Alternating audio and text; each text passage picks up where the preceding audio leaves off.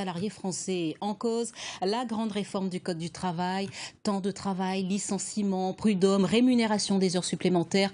Tout doit être dépoussiéré, dit le gouvernement. Tout est détricoté, affirment de leur côté les syndicats. Myriam El Khomri, ministre du Travail, elle continue de défendre son projet.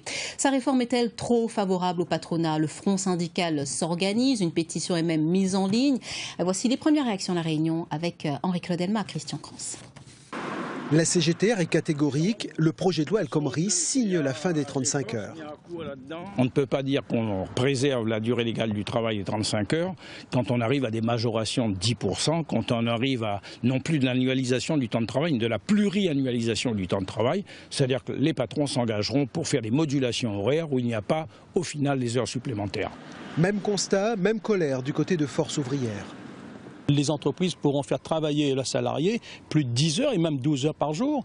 Et donc le temps de travail doit être déconnecté de la durée légale de travail. Donc c'est un texte inacceptable pour nous. Et là, en cas de refus des salariés, il va y avoir une consultation de l'ensemble des salariés, si les syndicats s'y opposent, par voie référendaire, et puis on peut savoir déjà deviner ce qui peut se passer dans cette entreprise. Le MEDEF, qui estime que le projet de loi El Khomri va dans le sens des demandes des entreprises, apprécie cette possibilité d'accord par référendum. On rend aux entreprises et à leurs salariés la possibilité d'apprécier ce qui est le mieux pour eux tous, c'est-à-dire à l'entrepreneur, avec ses salariés, de discuter en disant voilà, chers tous, les conditions dans lesquelles nous sommes, ce que nous pourrions faire et comment nous pourrions avancer ensemble. Et moi je trouve que ça c'est bien. Et pour que ça le reste aux yeux du MEDEF, le projet de loi devra passer l'étape parlementaire sans grande modification.